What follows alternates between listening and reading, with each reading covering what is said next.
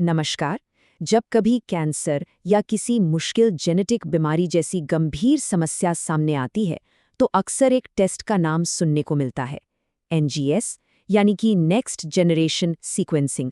ये एक बहुत ही पावरफुल टेस्ट है, लेकिन अक्सर मरीजों और उनके परिवारों के लिए ये कन्फ्यूजन भी पैदा कर देता है। तो चलिए सबसे पहले उन सवालों से ही शुरू करते हैं जो शायद सबके मन में आ रहे होंगे। जब भी डॉक्टर एनजीएस टेस्ट करवाने को कहते हैं तो पहला सवाल यही उठता है कि आखिर ये टेस्ट इतना महंगा क्यों है।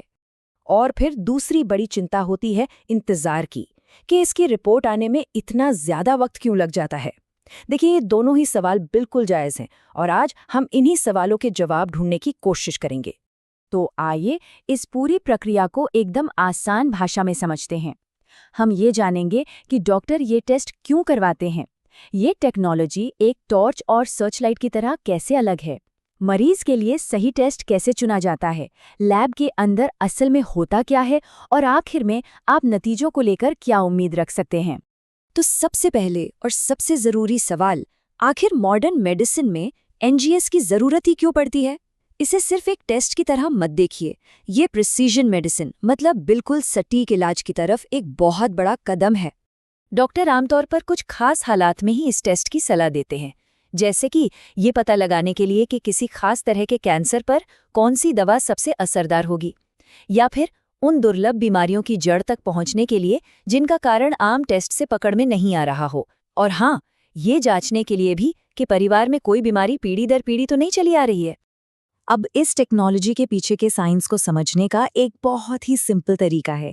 बस एक टॉर्च और एक बहुत बड़ी पावरफुल सर्च लाइट के बीच का फर्क सोचिए।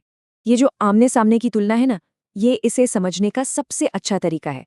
देखिए, जो पुरानी डीएनए टेस्टिंग थी, जिसे सैंगर सीक्वेंसिंग कहते हैं, वो एक टॉर्च जैसी थी। एक बार में डीएनए के बस एक छोटे से हिस्से पर फोकस कर सकती थी। लेकिन एनजीएस, ये एक विशाल हाई डेफिनेशन सर्च लाइट की तरह है, जो एक ही बार में हमारे जेनेटिक कोड के लाखों हिस्सों को स्कैन कर लेती है।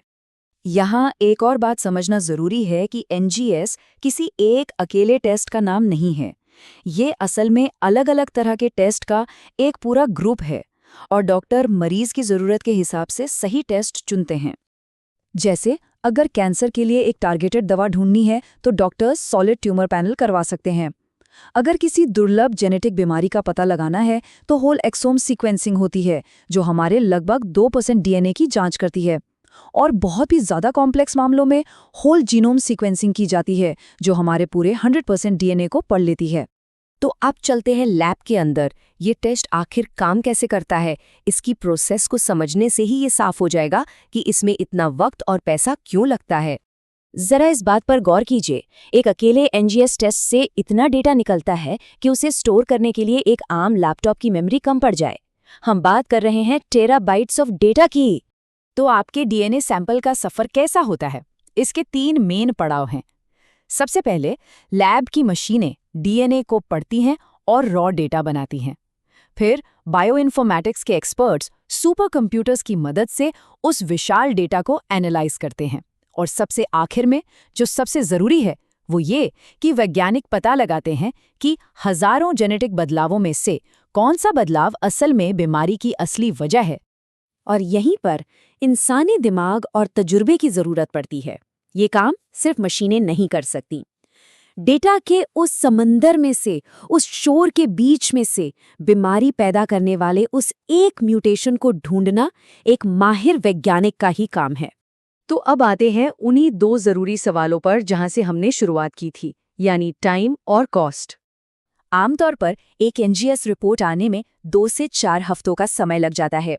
और अब हम जानते हैं कि ये समय क्यों लगता है। ये सारा वक्त उस complex lab work, data analysis और एक्सपर्ट द्वारा की जाने वाली गहरी जांच पड़ताल में ही जाता है। जहां तक खर्चे की बात है, तो भारत में ये टेस्ट के टाइप पर निर्भर करता है। एक छोटा टारगेटेड पैनल लगभग 15,000 रुपये से शुरू हो सकता है। वहीं होल एक्सोम सीक्वेंसिंग 40,000 रुपये या उससे ज़्यादा की हो सकती है, और होल जीनोम सीक्वेंसिंग की कीमत 80,000 रुपये से भी ऊपर जा सकती है। हाँ, इसमें वक्त और पैसा दोनों लगते हैं, लेकिन इसके बदले में जो जानकारी मिलती है वो इतनी सटीक होती है कि सही इलाज के लिए अनमोल साबित हो सकती है। ये एक ऐसा इन्वेस्टमेंट है जो ट्रीटमेंट का पूरा रुख बदल सकता है। तो आखिर में एक सवाल ज़रूर उठता है कि जैसे जैसे ये पावरफुल टेक्नोलॉजी और आम होती जाएगी और ज़्यादा से ज़्यादा लोगों तक पहुंचेगी, ये हम सब के लिए हेल्थ और मेडिसिन के बारे में सोचने का तरीका कैसे बदल देगी? ये एक ऐसा सवाल है जिसका जवाब आने वाला वक्त ही देगा।